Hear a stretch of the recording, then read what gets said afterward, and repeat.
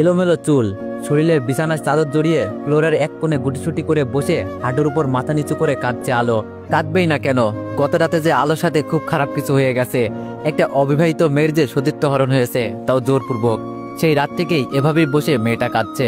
আর ওইদিকে আলোর কান্নার শব্দ ভোরের কানে ভেসে গেল আর ঘুমটা ভেঙে গেল। ভোর মাথাটা উঠাতে পারছে না, তার মাথাটা প্রচন্ড ভারী লাগছে। গতকাল রাতে সে পুরো ড্রাঙ্ক ছিল।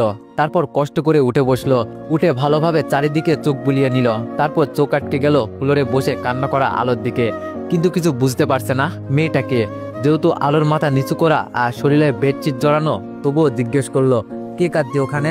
আবারও দুইবার বলল, কিন্তু কোনো সারা শব্দ না পাওয়াতে এবার উঠে আলোর সামনে গিয়ে ভোর বলল, কি হলো, কে আপনি? এবার আলো মাথাটা উঁচু করলো। সাথে সাথে ভোর জিজ্ঞেস করলো, কি ব্যাপার আলো, আপনি এখানে এভাবে বসে কাঁদছেন কেন? আলো নিশ্চুপ। ভোর বলল, কি হলো বলুন, কাঁদছেন কেন? আর আপনি আমার রুমে কেন? আলো এবার ভোরের দিকে করুণ দৃষ্টিতে তাকিয়ে রইল। ভোর বলল, কিছু তো বলুন। এবার আলো উঠে দাঁড়ালো আর চোখ দিয়ে ইশারা করলো আলোর পা থেকে মাথা অব্দি তাকানোর জন্য। ভোর তাকিয়ে দেখলো আলোর শরীরে একটা বেডশিট জড়ানো, এলোমেলো চুল। তারপর আলো ভোরকে আবারও ইঙ্গিত করে বোঝালো ভোর যেন মিররের সামনে যায়। ভোর 7-5 না ভেবে মিররের সামনে গিয়ে বড়সড় একটা ধাক্কা খায়। ভালো করে ঘুরে ফিরে নিজের বুক আর পিঠ দেখছে, সেখানে অজস্র নখের আঁচড়। এবার ভোর ধপাস করে বেডে বসে পড়ল। আর তখন দেখে পায়ের কাছে আলোর জামা আর ওড়না পড়ে আছে। একটু চোখ ঘোরাতেই দেখে একটু দূরে সালোয়ারটাও পড়ে আছে। এবার আর ভোরের বুঝতে বাকি নেই কেন আলো বেডশিট জড়িয়ে কান্না করছে আর কেন তার শরীরে এত নখের আঁচড়। চারিদিকে নীরবতা। হঠাৎই জানালার গ্লাস খোলার শব্দ পেল ভোর। পিছনে তাকিয়ে দেখে আলো জানালার উপর দাঁড়ানোর চেষ্টা করছে। যদি পায়ে একবার স্লিপ করে তো সোজা 24 তলার উপর থেকে নিচে পড়ে গিয়ে মৃত্যু নিশ্চিত। ভোর দৌড়ে আলোর পিছনে টান দিয়ে নিজের কোলে নিল। এরপর কোল থেকে নামিয়ে জিজ্ঞেস করলো, কি করতে গিয়েছিলেন ওখানে? আলো করুণ কণ্ঠে বলল, মরতে। ভোর বলল, কেন? আলো বলল, এছাড়া আমি আর কি করতে পারি? ভোর বলল, মরলেই কি সব সমাধান হয়ে যাবে? আলো বলল, হয়তো এটাই সমাধান, কারণ আমি যে মেয়ে। ভোর বলল, স্টপ দিস ননসেন্স। আলো বলল, এই মুখ এই সমাজে কি করে দেখাবো? আমার বাবার সামনে কি করে দাঁড়াবো? তার ফুলের মতো মেয়েটা যে বিয়ের আগেই নষ্ট হয়ে গেছে, কি করে সেই নষ্ট ফুলকে বাবা দেখবে? বাবা যে আমার মরেই যাবে।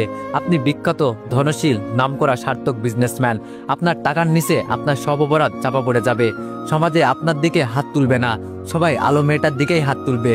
হয়তো বলেই বসবে মেয়েটা একটা প্রস্টিটিউট। এটা বলার সাথে সাথে ভোর সজোরে আলোর গালে একটা ঠাস করে থাপ্পড় বসিয়ে দেয়।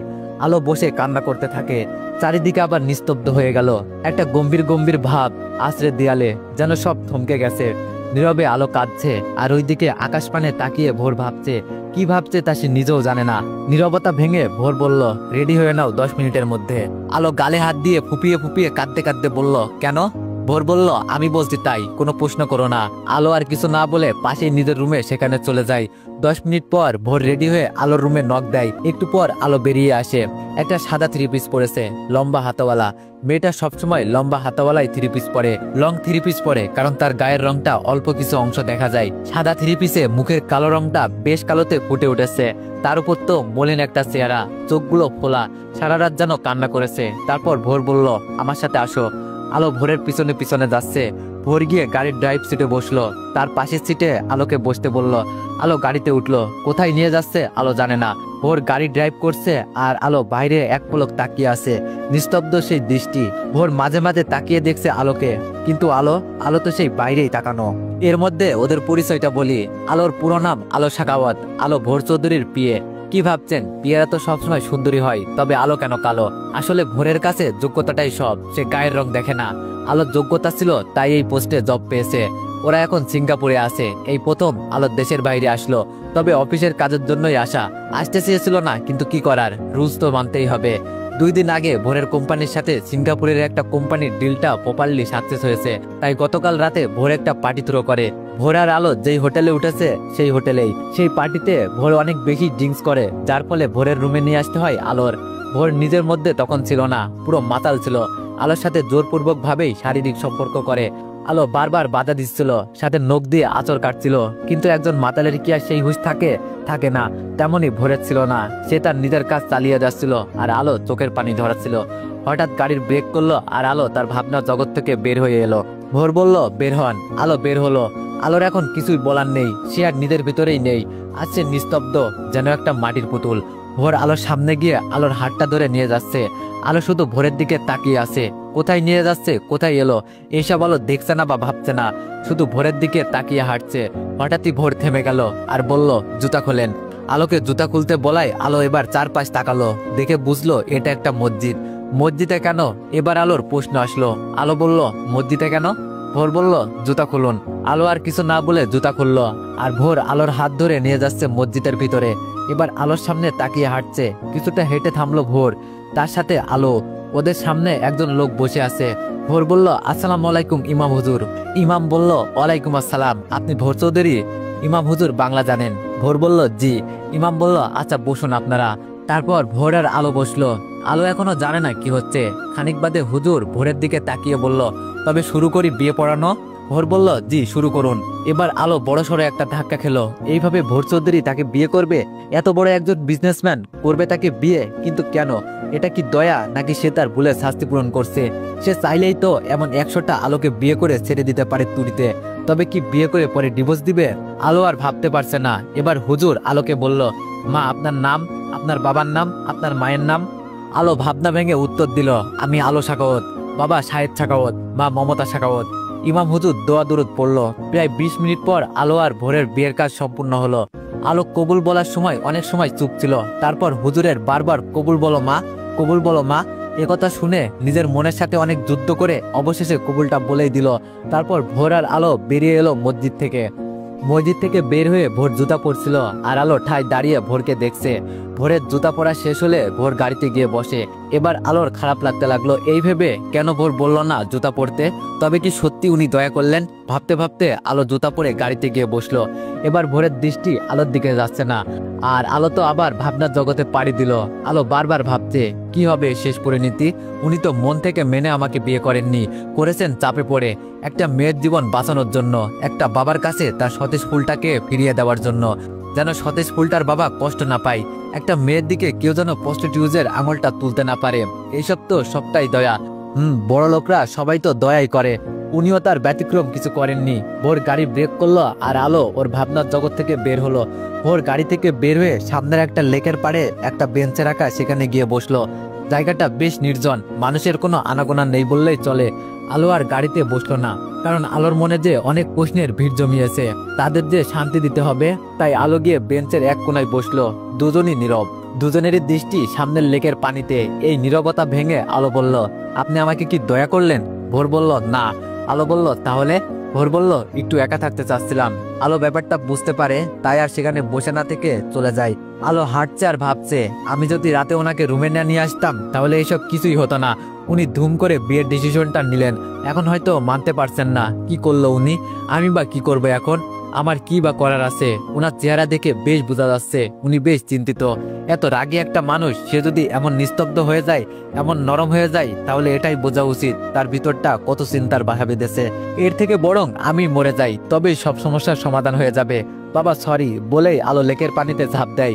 ওর পানিতে কিছু পড়ার শব্দ শুনে চারপাশ তাকিয়ে দেখে আলো নেই। তারপর দৌড়ে সেখানে যায়, গিয়ে দেখে আলো পানিতে ঝটপট করছে। ভোরও পানিতে ঝাঁপিয়ে পড়ে। এরপর আলোকে লেকের পাড়ে তোলে। তারপর আলোর পেটে 2 হাত দিয়ে প্রেসার দিতেই আলো কাশি দিতে দিতে উঠে পড়ে, আর সাথে সাথে ভোর আলোর গালে সজোরে একটা চর বসিয়ে দেয়। আলো গালে হাত দিয়ে কান্না করতে করতে বলে, স্যার আমি তো আপনার ভালো। আলো পুরো কথাটা বলতে পারে না, তার আগেই ভোর আলোর দিকে অগ্নিদৃষ্টিতে তাকায়। এরপর ভোর আলোর হাত ধরে ওকে গাড়িতে বসিয়ে নিজেও বসে ড্রাইভ করে সোজা হোটেলে চলে আসে। তারপর যে যার রুমে চলে যায়। আজ ভোর লং টাইম একটা শাওয়ার নেয়, যেন চাইছে মস্তিষ্ককে ঠান্ডা করতে, কিন্তু এটা কি সহজ? না, সহজ না। দুপুরে হোটেল বয় দুজনের রুমেই লাঞ্চ দিয়ে যায়। ভোর খেয়ে শুয়ে পড়ে। ওর খুব ঘুমের দরকার, কারণ আজ রাতেই ওদের ফ্লাইট। তাই ভোর ঘুমানোর চেষ্টা করে আর ঘুমিয়ে পড়ে। ভোর মোবাইলে অ্যালার্ম দিয়ে রেখেছিল রাত 8টার। অ্যালার্ম বাজতেই ওর ঘুম ভেঙে যায়। উঠে আলোর রুমে যাচ্ছে বলতে আলো যেন রেডি হয়। ওদের ফ্লাইট 11টায়। আলোর দরজা লক করা ছিল না, তাই ধাক্কা দিতেই খুলে গেল। ভিতরে ঢুকে দেখে আলো নেই।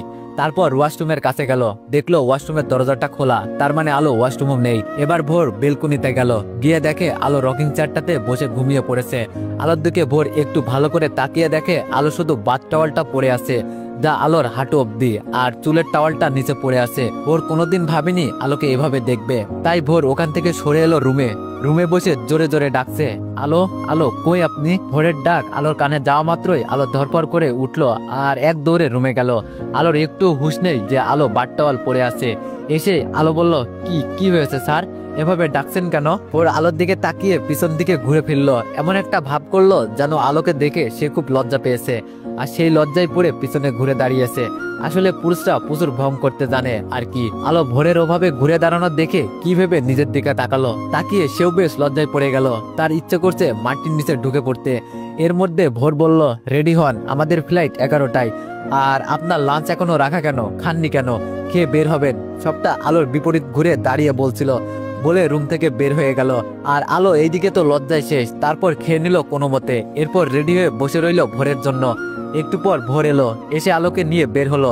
প্রায় 1 ঘন্টা পর ওরা পৌঁছালো এয়ারপোর্টে। এখন 10টা 10 বাজে, ফ্লাইট এখনো অনেক দেরি। তাই ভোর আলোকে বসিয়ে রেখে একটু সামনে গেল ফোনে কথা বলতে বলতে। এইদিকে আলো ওর বাবার কাছে ফোন করে জানিয়ে দিল আগামীকাল দেশে আসবে। প্রায় 10 মিনিট পর ভোর এলো, সাথে কিছু খাবার নিয়ে। ভোর বলল, আলো এগুলো খেয়ে নিন। আলো বলল, আমি তো খেয়ে বের হয়েছিলাম, আমি আর খাবো না। ভোর বলল, দেখেছি, প্লেটের 4 ভাগের 1 ভাগও শেষ হয়নি, নিন খেয়ে নিন তাড়াতাড়ি, আর কোনো কথা নয়। আলো আর কথা না বাড়িয়ে চুপচাপ খেয়ে নিল। পাশে বসে ভোরও হালকা কিছু খেলো। কিছুক্ষণ পর অ্যানাউন্সমেন্ট হলো, তারপর ওদের চেকিং হলো। ওরা পাশাপাশি সিটেই বসেছে, আলো উইন্ডো সিটে আর ভোর ওর পাশেই বসেছে। প্রায় 1 ঘন্টা পর আলোর চোখে একটু ঘুম ঘুম ভাব এলো। তারপর আলো ঘুমিয়ে পড়লো, কিন্তু ভোরের চোখে ঘুম নেই। আলো ঘুমের ঘরে ভোরের কাঁধে মাথা রাখলো। ভোর কিছু মনে করলো না, আলো পুরো ঘুমে বিভোর। সারাটা ফ্লাইটে আলো ভোরের কাঁধেই ঘুমালো। যখন প্লেন ল্যান্ড করলো তখন আলো ঘুমিয়েছিল। ভোরের ডাকে আলো মিটমিট করে চোখ খুলে নিজেকে আবিষ্কার করে তাড়াতাড়ি ভোরের কাঁধ থেকে মাথা তুলে বলল, সরি স্যার। ভোর বলল, ইটস ওকে, আমরা এসে গেছি, চলুন। তারপর ওরা বাংলাদেশ এয়ারপোর্ট থেকে বাসায় যাওয়ার জন্য গাড়িতে উঠলো। আলো অবশ্য ভোরকে বলেছিল সে একা একাই বাসায় যেতে পারবে, কিন্তু ভোর বলল তার কিছু জরুরি কথা আছে, যেতে যেতে বলবে, তাই যেন ভোরের গাড়িতে ওঠে। অবশেষে বাধ্য হয়ে উঠলো আলো। এবার আর ভোর ড্রাইভ করছে না, ড্রাইভার আছে। আলো আর ভোর পিছনের সিটে বসা। একটু পর আলো বলল, স্যার আপনার জরুরি কথা কি এখন বলা সম্ভব? ভোর বলল, আসলে আমি বলতে চাচ্ছি সিঙ্গাপুরে যা কিছু হয়েছে এখন এগুলো কাউকে বলার দরকার নেই, যখন সময় হবে আমি বলবো তখন। আলো বলল, আপনার মান সম্মানের ব্যাপার স্যাপার। আলো বলল, আপনার মান সম্মানের ব্যাপার স্যাপার বলে কথা কাউকে বলা যাবে না। ভোর বলল, আলো সবকিছু একটা ঘরের ভিতরে ঘটে গেছে, আমি সম্পূর্ণ অপ্রস্তুত ছিলাম। আমার মাইন্ডও কি দিয়ে কি করলাম আমি তখন ভাবিনি, কিন্তু করার পর বুঝলাম। আলো বলল, কি বুঝলেন? ভুল করেছেন এটাই তো? আচ্ছা স্যার, আমি তো বলিনি আমাকে বিয়ে করেন, বলেছি আমি বললে আপনার তো সিটে ফোটাও ক্ষতি হতো না, যা হবার আমার পরিবারের হতো, তবে কেন করলেন ভুল? ভোর বলল, এই নিয়ে আমি আর কথা বলতে চাই না, আমি যখন চাই না কেউ জানবে এই বিষয়ে, সো কেউ জানবে না, দ্যাটস ফাইনাল। আলো আর কিছু বলতে পারলো না, শুধু অজরে কেঁদে গেল। প্রায় ঘন্টাখানিক পর আলোর বাড়ির সামনে এসে গাড়ি থামলো। আলো আস্তে করে নেমে পড়লো গাড়ি থেকে, নিজের ব্যাগটা নিয়ে বাড়ির মেন গেটে ঢুকে গেল। একবারও পিছন ফিরে তাকায়নি, তাকালে হয়তো আবার অজরে ঝরবে নোনা জল। ভোরও ওর গাড়ি নিয়ে চলে গেল। আলো বাড়ির ভিতরে ঢুকে দেখে ওর বাবা দাঁড়িয়ে আছে। বাবাকে দেখে আলো দৌড়ে গিয়ে জড়িয়ে ধরে। বাবার বুকে এসে মেয়েটা কেঁদে দিল, হাউ হাউ করে কাঁদলো। শাহেদ সাহেব মানে আলোর বাবার কাছে আলোর কান্নাটা একটু অদ্ভুত লাগলো, তাই জিজ্ঞেস করলো, কিরে মা তোর কি হয়েছে আমাকে বল। আলো হেসকি তুলতে তুলতে বলল, কিছু না বাবা। আলোর বাবা বলল, বাবার কাছে লুকাচ্ছিস? আলো আর বাবার দিকে করুণ দৃষ্টিতে তাকালো। আলোর বাবা বলল, আচ্ছা যা পরে বলিস, এখন ফ্রেশ হয়ে খেয়ে নে। আলো বলল, আচ্ছা। আলো নিজের রুমে চলে গেল। এইদিকে ভোরও বাড়ি পৌঁছে গেল। ভোরের মা শাইলা চৌধুরী ভোরকে দেখে তো সেই খুশি। ভোরও মা বলে মাকে জড়িয়ে ধরলো, তারপর সোফাতে মায়ের কোলে শুয়ে প্রায় আধা ঘন্টা গল্প জুড়ে তারপর রুমে আসলো। ভোরের বাবা নেই, 2 বছর আগে ব্রেন স্ট্রোক করে মারা গেছেন মাহতাব চৌধুরী, সেই থেকে ভোরই সবকিছু দেখাশোনা করে। আলো রাতে শুয়েছিল, এমন সময় ওর বাবা এলো রুমে। এসে মেয়ের মাথার কাছে এসে মেয়েকে ডাকলো, কিরে মা ঘুমাসনি? আলো পাশ ঘুরে দেখে তার বাবা বসে আছে। আলো কিছু না বলে আস্তে মাথাটা তার বাবার কোলে রাখে। আলোর বাবাও মেয়ের মাথায় বিলি কেটে দিচ্ছে। আলোর বাবা বলল, কি হয়েছে আমার মেয়েটার, এত ভীষণ দেখাচ্ছে কেন? আলো বলল, বাবা তোমাকে অনেক কিছু বলার আছে। আলোর বাবা বলল, হ্যাঁ তো বল, আমিও শুনতে চাই। এরপর আলো একটা দীর্ঘশ্বাস ছেড়ে সব বলতে শুরু করলো বাবার কোলে শুয়ে শুয়ে। মাত্রই ভোর রাতের খাবার খেয়ে ঘুমাতে যাবে, তাই ওর ব্যাগ থেকে ওর জিনিসপত্র বের করছে। এমন সময় ভোরের চোখ আটকে গেল ব্যাগের ভিতরে, কারণ সেখানে রয়েছে আলোর সেই ওড়নাটা, যেটা আলো সেদিন পার্টিতে পড়েছিল। ওড়নাটা ভোর হাতে নিল, এরপর খুললো, দেখে একটা জায়গায় ছিঁড়ে গেছে। ভোর ওড়নাটা ভাগ করে আলমারিতে রেখে দিল এই ভেবে যে কাল ফেরত দিবে। এর মধ্যে ভোরের মা ওর রুমে এসে দেখে ফেলে তার ছেলে একটা ছেঁড়া ওড়না ভাঁজ করে আলমারিতে রাখছে। তখন শাইলা চৌধুরী বলল, কি ব্যাপার, আমার ছেলের কাছে একটা ওড়না, তাও ছেঁড়া, সেটা আবার যত্ন সহকারে আলমারিতে রাখা হচ্ছে, কাহিনী কি, কে মেয়েটা? ভোর বলল, কোনো কাহিনী না মা, ওটা আমার একজন অফিসের স্টাফের, কাল দিয়ে দিব, ভুলে আমার ব্যাগে চলে আসছে, বুঝলে? ভোরের মা বলল, বুঝলাম, আমার যা বোঝার বুঝলাম ডিয়ার সন। ভোর বলল, মা এবার কিন্তু আমি রেগে যাচ্ছি। ভোরের মা বলল, রাখতে হবে না, এখন ঘুমিয়ে পড়, কাল অফিস আছে, গুড নাইট।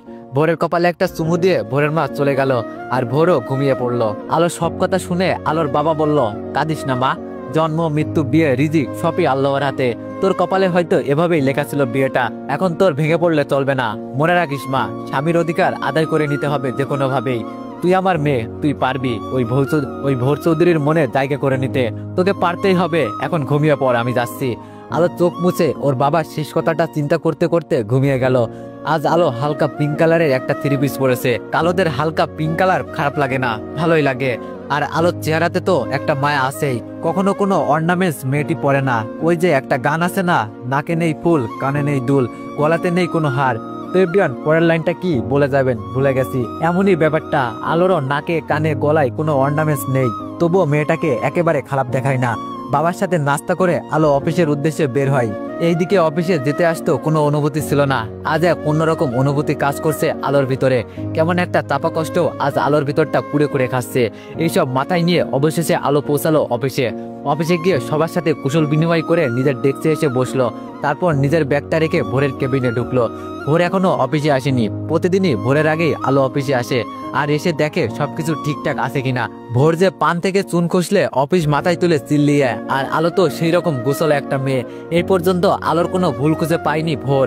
আলো ভোরের কেবিনটা গুছিয়ে প্রয়োজনীয় সব ফাইলপত্র রেখে নিজের ডেস্কে চলে গেল। 20 মিনিট পরেই ভোর অফিসে ঢুকলো।